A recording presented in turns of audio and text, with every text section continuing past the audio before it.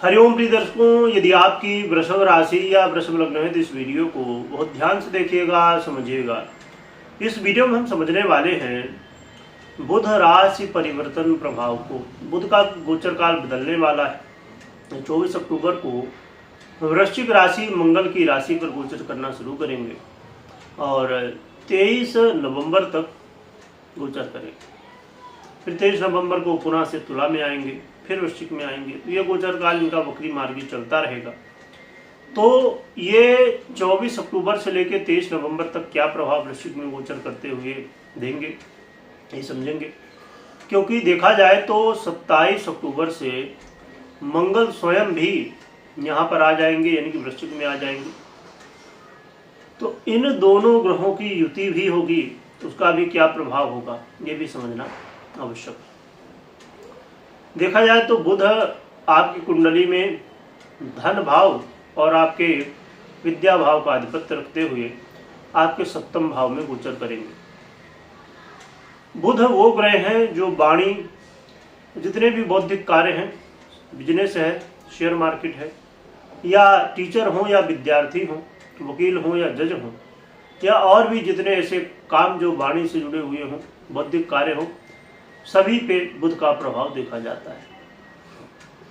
विशेषकर business, share market इत्यादि और वाणी में सबसे ज़्यादा प्रभाव देखने को मिलता है।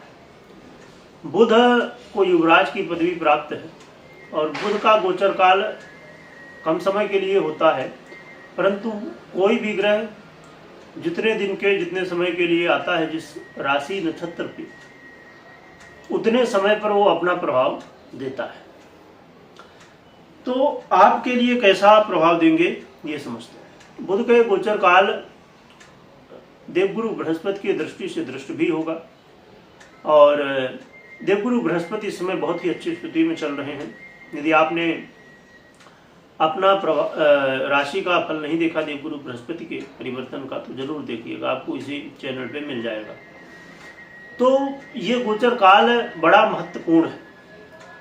बुध का ये गोचर काल आपके जीवन में आपको व्यापार में लाभ दिलवाएगा, व्यापार में वृद्धि दिलवाएगा, परंतु कुछ सावधानियां जो हम आगे समझेंगे तो आप वो भी सुनिएगा।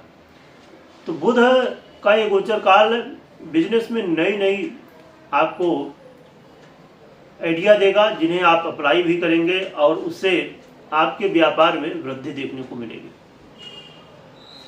और बड़ी बुद्धिमत्ता के साथ, सूझबूझ के साथ आप अपने व्यापार में चेंज लाएंगे।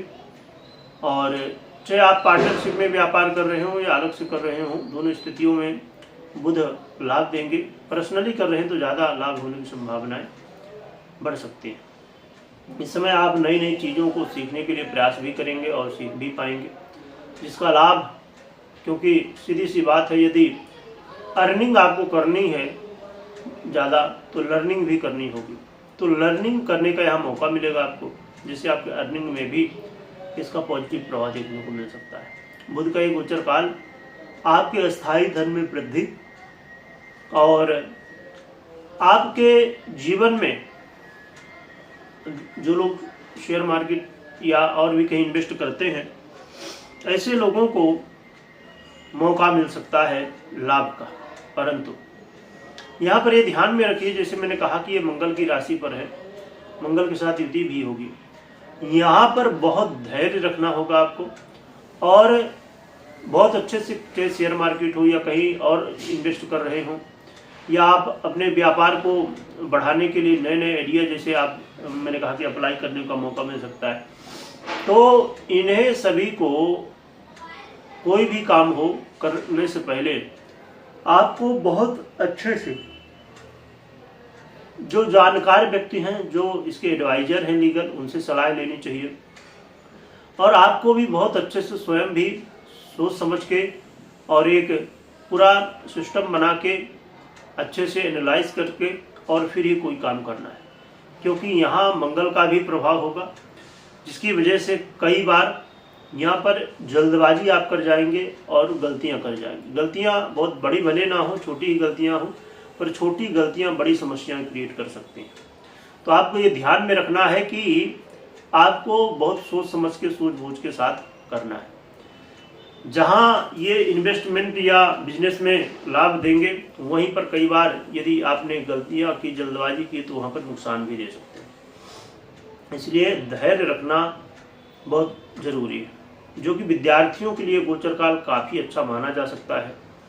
और उन लोगों के लिए जो लव पार्टनर हैं और अपने लव लाइफ को रिश्तों में बदलना चाहते हैं, उनके लिए भी ये अवसर बन सकता है। तो बुध के गोचर काल कुछ लाभ तो कुछ समस्याएं भी दे रहा है। सबसे बड़ी बात है धैर्य रखना बहुत जरूरी है और सोच समझ के सूझबूझ के साथ करना हर एक काम को बेहद जरूरी है। क्या उपाय करना चाहिए जिससे और भी अच्छे परिणाम देखने को मिले? तो आप भगवान गणपति की आराधना करिए, जिससे आपके जीवन में आ रही समस्याएं दूर होंगी और भगवान गणपति की कृपा से आपके जीवन में उन्नति प्रगति देखने को मिलेगी। जैसे ओम गणपते नमः का जप कर सकते हैं, या गणेश शीर्ष का पाठ कर सकते हैं, या भगवान गणपति के अन्य मंत्र या स्त्रोतों का पाठ जप कर सकते हैं, पूजन कर सकते हैं। हमेशा इस बात का ध्यान रखिए कि कभी भी कोई भी निर्णय आपको लेना हो तो मात्र आप इस गोचर के आधार पर ना लें, आप अपनी पर्सनल कुंडली विश्लेषण के बाद ही कोई निर्णय लें, क्योंकि मात्र गोचर के आधार पर निर्णय लेने से कई बार चीज़ें अनुकूल होती हैं, कई बार प्रतिकूल होती हैं। तो इसलिए पर्सनल कुंडली को देखना समझना बेहद जरूरी होता है। कमेंट में ओम गणपते नमः लिखिएगा, भगवान गणपति की जयकारा लगाइएगा, खूब स्मरण करिएगा। वीडियो देखने के लिए बहुत बहुत धन्यवाद।